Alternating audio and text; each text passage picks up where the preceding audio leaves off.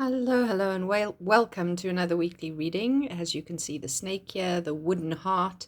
This symbolizes that we are having the Chinese New Year, shifting into the year of the wood snake this year. We're moving out of a dragon year.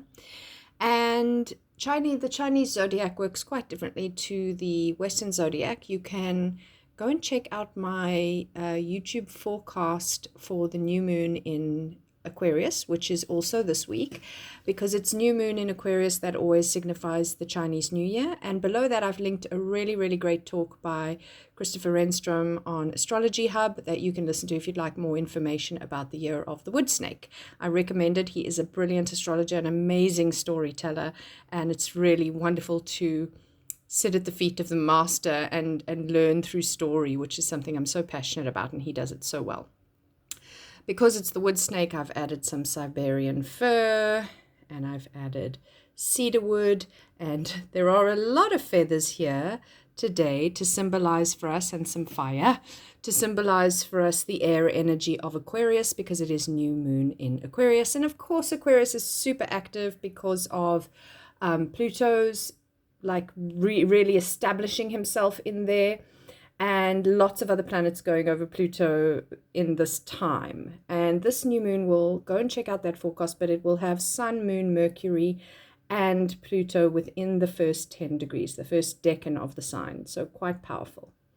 So I would love for you to pick a number between 1 and 4. Trust your intuition. Either a number snaps into your head, or you sit, take a few breaths, and notice which one is strongest for you. If 2 numbers come up, use 2 numbers. That's fine too.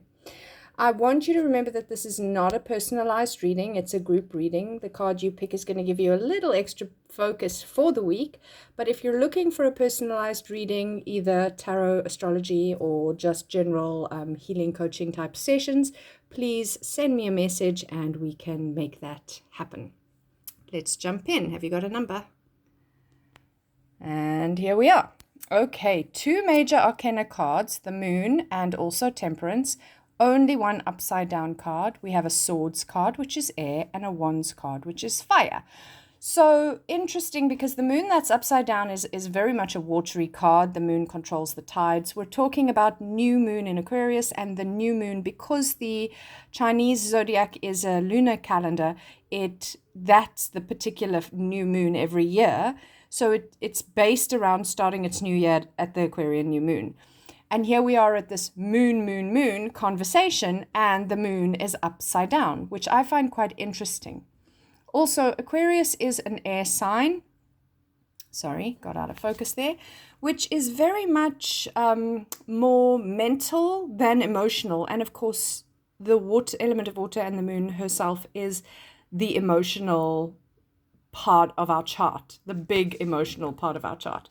So we see here, as we sort of start the reading, maybe you can see that as starting the week, or just the general weekly essence of the first card of this reading is saying this is a week of some kind of endings. And often the 10 of Swords can be painful endings. The rendition of this deck is really quite gentle and like accepting. The traditional deck is a man lying on his front with 10 swords literally in his back, which, takes being stabbed in the back by more than one person and a real sort of forced ending.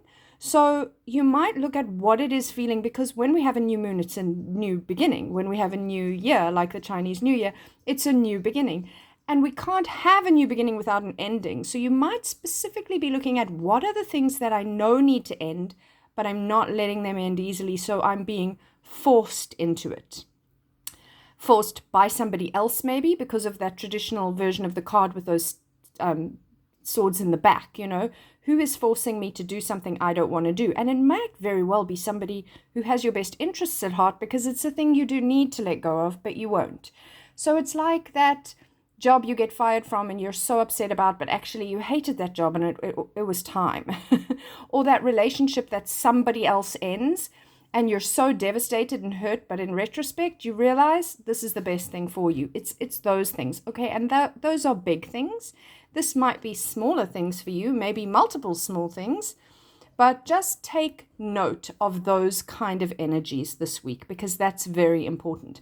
And then quite possibly because of the painful ending, we have this upside down moon energy, which is like deep unconscious, a resistance, a grief, a confusion. It's the moon does link us to the unconscious. Upside down, it's like, why am I not seeing what this is about? It's like you're in the washing machine and it's turning, and you're so filled with emotions, maybe because of whatever this is speaking to, that you actually are not yet able to bring that awareness that actually the end of this job or the end of this relationship or the end of whatever is actually the best thing for me, because you're in the emotional turmoil of it, which is also healthy. And it's part of a grieving process, and that's what any ending is.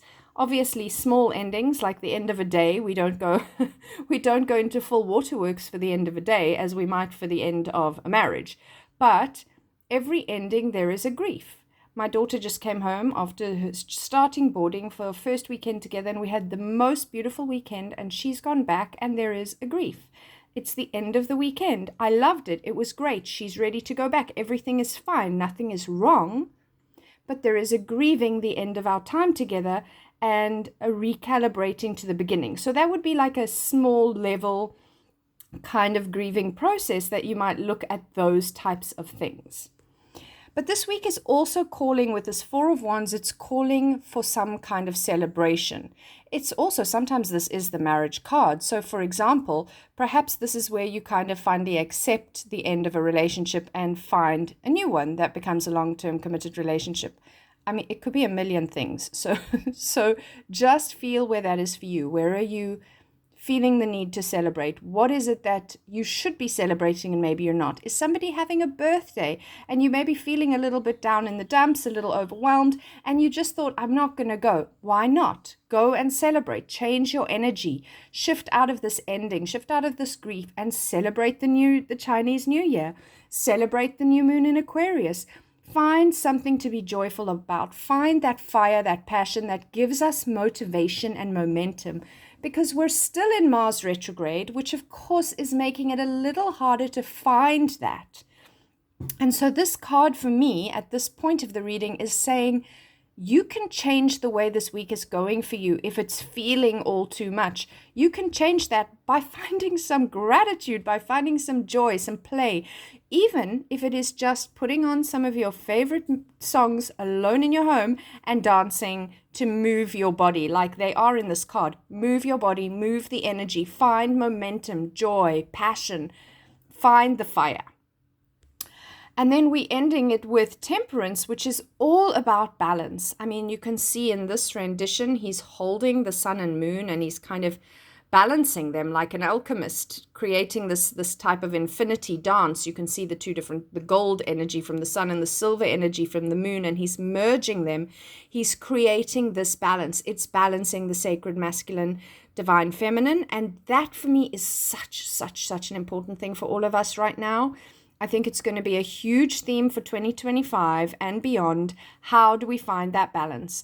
Because after all those years of patriarchy, there was all this pulling back into the feminine, which is great, but the masculine is now in crisis and needs support. And so that we can find balance. And that is not about gender. It is also about gender, but it's not only about gender. Whatever your gender is, you need to know that you need to balance both the inner masculine and feminine. And this is very much speaking into it as we end this week. So in order to do this, in order to find this balance, and of course here is the moon and here is the moon, and we kind of beginning with the first part of the moon in this reading is just like tumultuous and tidal shifts and emotional waves and all of that. And if we can move that energy with some fire, which is the essence of the sun really, if we can move that energy, if we can get new perspective, if we can embody something different, not allow ourselves to be totally bogged down and heavy with the emotions, then we can come here where we balance the sun and moon. And we can find that alchemist energy to create this balance, this stillness, this inner peace and quiet. And this is an angel that we've got here. So he's really trying to help us. He is very wise. He is wiser than us. Of course, his wings are full of feathers. I've just thought about that. Feathers all around. And here we have the 10 ravens flying off. We're in the Aquarian season, which is air. So breathe, slow down, juggle that alchemical magic of sun and moon, yin and yang. Recognize, don't ignore this part. Recognize what emotions are coming up. Recognize what grieving is happening. Recognize what triggers are being cultivated. Note them.